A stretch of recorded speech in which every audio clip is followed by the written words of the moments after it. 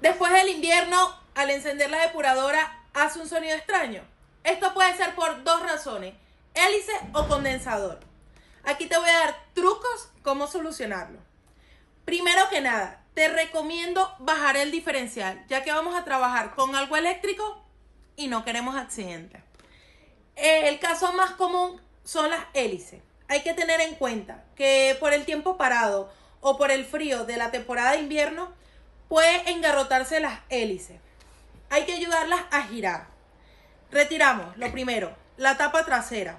Con un destornillador ayudamos a las hélices a girar suavemente. Cuando vemos que ya fácilmente gira, podemos parar, tapar y encender. Si el sonido persiste, es porque puede ser el condensador. Eso te lo explico en otro video.